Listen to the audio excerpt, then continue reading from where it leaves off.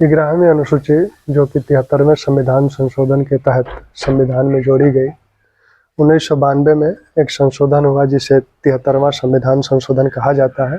यह संशोधन स्थानीय स्वायत्त संस्थाओं के संदर्भ में किया गया। उन्हें स्थानीय स्वायत्त संस्थाओं, जो ग्रामीण स्थानीय स्वायत्त संस्थाएं थी, नगरीय स्थानीय स्वायत्त संस्थाएं थीं, उनको संवैधानिक दर्जा देने का कार्य इस संविधान संशोधन के माध्यम से किया गया। तो 11वीं अनुसूची में जो चीज़ें शामिल हैं, पहले तो 73वें संविधान संशोधन के तहत इसे जोड़ा गया और यह 1992 में संशोधन हुआ और यह संविधान का हिस्सा बना 24 अप्रैल 1993। संविधान में यह 24 अप्रैल 1993 को जुड़ गया। संशोधन 1992 में हुआ और यह संविधान का हिस्सा बन गया 24 अप्रैल 1993 को। इस संशोधन से स्थानीय संस्थाओं, विशेषकर पंचायती राज को संवैधानिक दर्जा दिया गया। भारत में पंचायतों का अस्तित्व प्राचीन काल से रहा है, लेकिन देखा गया कि स्वतंत्रता के बाद जो राज्य सरकारें थी वो इन संस्थाओं के प्रति बहुत ही उदासीन रवैया अपना रही थी। इसलिए इन्हें संविधान में इनका उल्लेख करके राज्यों से ये अपेक्षा की गई कि अपरिहार्य रूप से वो इन संस्थाओं का गठन करें और इन्हें जो विषय यहाँ दिए जा रहे हैं उन विषयों को इन्हें हस्तांतरित करें। 11वीं अनुसूची विषयों की एक लिस्ट है, जिन विषयों को इन संस्थाओं को, जो स्थानीय संस्थाएं हैं वो ग्राम स्तर की हैं, जो ग्रामीण स्थानीय संस्थाएं उन्हें सौंपी गई है। नगरीय स्थानीय संस्थाओं को 12वीं अनुसूची में जो विषयों की लिस्ट है वो नगरीय स्थानीय संस्थाओं को सौंपी गई है। भारत में पंचायती राज संबंधित विभिन्न आयोग और समितियां गठित की गई, जिसमें बलवंत राय मेहता समिति, अशोक मेहता समिति, पी.के. थुंगन समिति, सिंघवी समिति। तो इन समितियों की सिफारिशों के आधार पर विभिन्न प्रावधान इन संस्थाओं के लिए किए गए। बलवंत राय मेहता समिति की सिफारिश के आधार पर ही पंचायती राज को, ग्रामीण जो स्थानीय स्वशासन है, जो पंचायती राज है, उसे त्रिस्तरीय बनाया गया। एक तो ग्राम स्तर पर जो ग्राम पंचायतें हैं, दूसरे ब्लॉक स्तर पर जो पंचायत समिति और तीसरे जिला स्तर पर जिला पंचायतें। तो ये त्रिस्तरीय हैं। सत्ता में पहले 2 केंद्र हुआ करते थे, केंद्र सरकार होती थी, दूसरी राज्य सरकारें होती थी। अब सत्ता के ये तीसरे केंद्र हो गए, यानी सत्ता का भारत में पूर्णतया विकेंद्रीकरण हो गया। ग्रास रूट से सत्ता जो है ऊपर तक पहुंचेगी। तो इस तरह से अब ये जो संस्थाएं हैं, ये किन विषयों पे काम करेंगे, तो इनको जो विषय सौंपे गए हैं वही विषय 11वीं अनुसूची में दी गई है। ये कोई नए विषय नहीं है। इन विषयों का उल्लेख राज्य सूची के विषयों में किया जा चुका है। जो 7वीं अनुसूची में जो प्रांतीय सूची है, उन प्रांतीय सूची में इन विषयों का उल्लेख है और उन्हीं प्रांतीय सूची के विषयों को, कुछ विषयों को यहाँ जो स्थानीय महत्व के विषय हैं, जिन पर ये संस्थाएं बेहतर कार्य कर सकती हैं, उन विषयों को इनको सौंप दिया गया है, इन्हें हस्तांतरित कर दिया गया है। ठीक। अब इस 73वें संविधान संशोधन के तहत जो संविधान का भाग 9 है, जिसका शीर्षक पंचायत है, भाग 9 जिसका शीर्षक पंचायतें हैं, इसमें 243 अनुच्छेद 243 से लेकर अनुच्छेद 243 ओ तक अनुच्छेद है। 243 ए, बी, सी, डी, इस तरह से ओ तक जो अनुच्छेद है वो भाग 9 में है, पंचायतों से संबंधित है।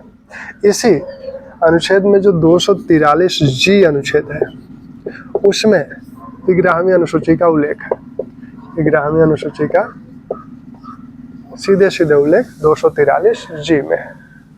243 में परिभाषाएं दी गई हैं कि ग्राम सभा का क्या मतलब होगा, पंचायत का क्या मतलब होगा, जिला का क्या मतलब होगा। तो वो सारी परिभाषाएं 243 में दी गई हैं। 243 ए में ग्राम सभा के गठन संबंधी प्रावधान है। 243 बी में पंचायतों के गठन संबंधी प्रावधान है। 243 सी में पंचायतों की संरचना दी गई है। 243 डी में पंचायतों संबंधी जो आरक्षण की बातें हैं वो दी गई हैं। 243 ई में पंचायतों के जो अवधि है, कार्यकाल है, वो सब दिए गए हैं। और 243F में पंचायतों के जो सदस्य हैं, इन सदस्यों के निर्भरताओं संबंधी बातें की गई हैं। और 243G में ये बताया गया है कि इन पंचायतों की शक्तियां, प्राधिकार और उत्तरदायित्व क्या होंगे। तो शक्तियां, प्राधिकार और उत्तरदायित्व की जब बात होगी तो उनके विषयों की भी बात होगी। तो उसी में ये कहा गया है कि ग्रामीण अनुसूची में इनसे संबंधित जो विषय दिए गए हैं उन पर इनकी शक्तियां हैं, इनके प्राधिकार उन विषयों पे है, इनका उत्तरदायित्व उन विषयों से जुड़ा हुआ है। ठीक, तो अब हम लोग उन विषयों को देखें कि उनमें कौन कौन से विषय हैं। तो उसमें कुल 29 विषय दिए गए हैं। ग्रामीण अनुसूची में कुल 29 विषय हैं। तो एक तो सीधा प्रश्न पूछा जाता है कि ग्रामीण अनुसूची में कुल कितने विषय हैं और ये किससे संबंधित है। तो पंचायतों से संबंधित है। कुल 29 विषय हैं। इसी प्रकार कुल 18 विषय 12वीं अनुसूची के हैं। 12वीं अनुसूची में कुल 18 विषय हैं। तो ये भी पूछा जाता है कि 12वीं अनुसूची किससे संबंधित है। तो नगर पालिकाओं से संबंधित है, यानी जो नगरीय निकाय है, नगर पंचायत है, नगर पालिका है, नगर निगम है, उनसे संबंधित है। और इसमें कुल 18 विषय हैं। यहाँ कुल 29 विषय हैं। तो आज हम लोग इन 29 विषयों को देख लें। ये 29 विषय कौन कौन से हैं। जब ये ग्रामीण स्तरीय संस्थाएं हैं तो सबसे पहले जो बात होगी वो कृषि की होगी। तो कृषि और कृषि विस्तार, कृषि और कृषि विस्तार। कृषि का विस्तार करने की जिम्मेदारी भी इन संस्थाओं को है। कृषि का विस्तार कैसे होगा, जैसे मान लीजिए कई बंजर भूमियां हैं तो उन भूमियों को कृषि योग्य बनाया जाए, तो इन संस्थाओं की पहल से ही वो कार्य होंगे। फिर भूमि सुधार, दूसरा जो भूमि विकास, और इसी भूमि विकास में भूमि सुधार, फिर इसी में चकबंदी आदि, चकबंदी वगैरह सब इसी में है। फिर लघु सिंचाई, लघु सिंचाई, लघु सिंचाई में जो नलकूप वगैरह से सिंचाई का प्रावधान है वो सारे काम इनके द्वारा किया जाएगा। जल प्रबंधन, जल विभाजन, जल प्रबंधन, जल विभाजन। जल विभाजन में कभी आप देखते होंगे कि कुछ भूमि ऊंची होती है, कुछ भूमि से नीची होती है, जल का बहाव ऊपर से नीचे की ओर होगा, तो ऊपर वाली जो भूमियां हैं उनकी सिंचाई नहीं हो पाती है। तो उसमें जल विभाजन के लिए कि उन जलों को वहां रोका जा सके या फिर एक जगह उनको एकत्रित किया जा सके, वहां से उनके सिंचाई के रूप में उस जल का प्रयोग किया जा सके। तो ये सारे कार्य पंचायतों के अधीन है। फिर अब कृषि हो गई तो पशुपालन की भी बात होगी। पशुपालन, पशुपालन के साथ कुक्कुट पालन, कुक्कुट पालन, फिर मत्स्य पालन, मत्स्य पालन, मत्स्य पालन, फिर सामाजिक वानिकी और लघु वनोपज। सामाजिक वानिकी, सामाजिक वानिकी और साथ में फार्म वानिकी, फार्म वानिकी। सामाजिक वानिकी जो सामुदायिक स्थलों पे जो वनीकरण किया जाता है उससे संबंधित है। और फार्म के रूप में जो वन लगाए जाते हैं उनको भी प्रोत्साहित किया जाएगा इन संस्थाओं द्वारा। साथ में लघु वनोपज, लघु वनोपज पर भी इन संस्थाओं का ही अधिकार है, इन पर प्राधिकार इन्हीं संस्थाओं का है। इसके बाद उद्योग, लघु उद्योग, उद्योग में लघु उद्योग, कुटीर उद्योग, ये सब। फिर लघु उद्योग के साथ अलग से खादी और ग्रामोद्योग का उल्लेख किया गया है। खादी, ग्रामोद्योग, ग्रामोद्योग, खादी, ग्रामोद्योग अलग से इनका उल्लेख किया गया है। फिर इसमें एक जो विषय है इनका ग्रामीण आवासन, पेयजल और ईंधन चारा, ये भी इन्हीं का विषय है। तो ग्रामीण आवासन, जो गांव में आवास आदि की व्यवस्था, जैसे इंदिरा आवास की बात आप सुने होंगे।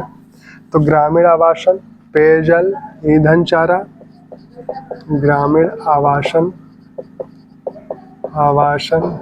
पेयजल की सुविधाएं उपलब्ध कराना ग्रामीणों को, ईंधन चारा की व्यवस्था करना। ठीक, तो ये विषय। फिर सड़कें, पुलियां, ग्रामीण विद्युतीकरण, अपारंपरिक ऊर्जा स्रोत, सड़कें, पुलिया, जलमार्ग, अन्य संचार साधन,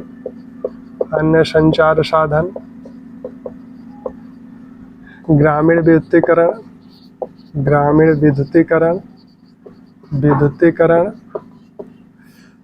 अपारंपरिक ऊर्जा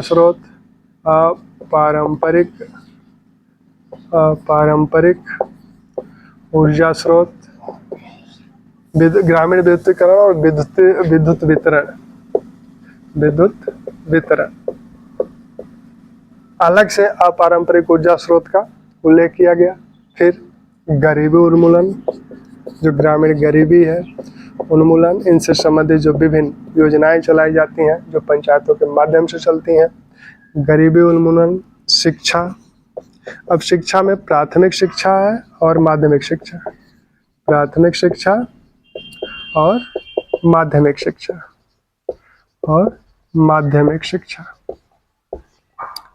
साथ में तकनीकी प्रशिक्षण, अलग से इसका उल्लेख किया गया है। तकनीकी प्रशिक्षण, व्यावसायिक प्रशिक्षण,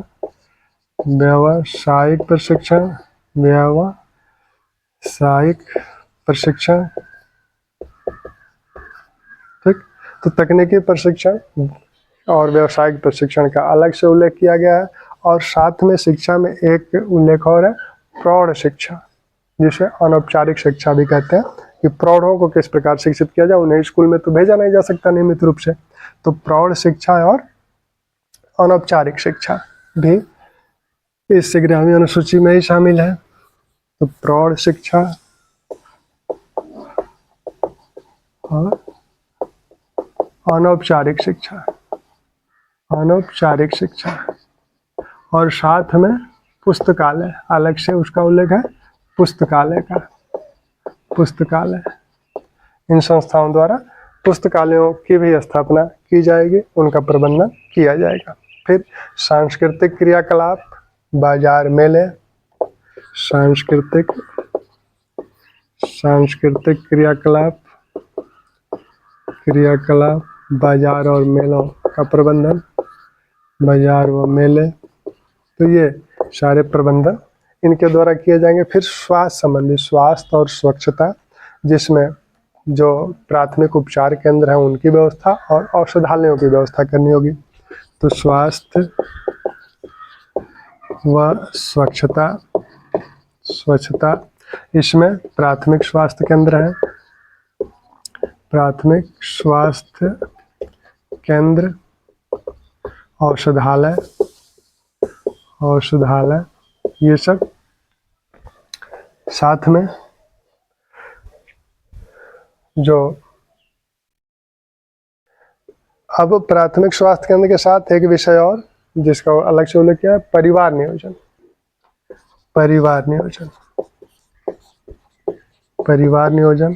फिर जन कल्याण की बातें कही गई है, जिसमें परिवार नियोजन के साथ एक विषय और, महिला एवं बाल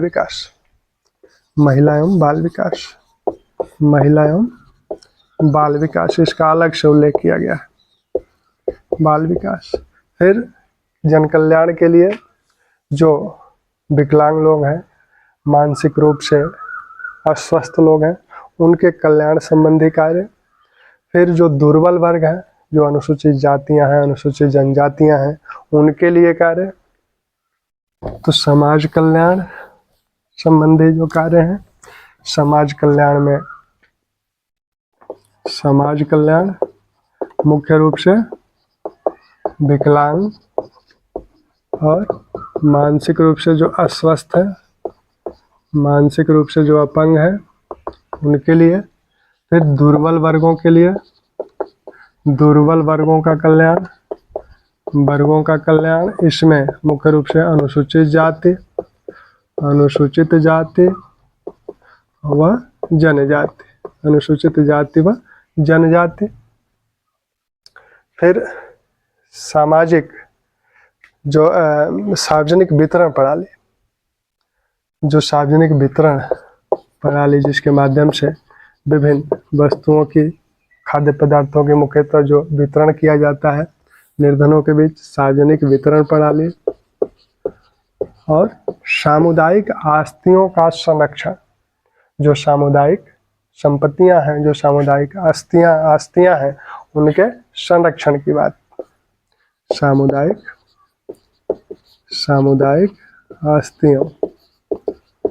आस्तियों का संरक्षण। तो ये कुल 29 विषय हो गए।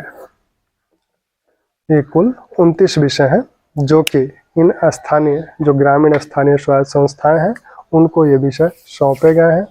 इन विषयों पर इनके शक्तियां हैं, इनके प्राधिकार हैं और इन्हीं का उत्तरदायित्व है इन विषयों संबंधी कार्यक्रमों को चलाना। ठीक।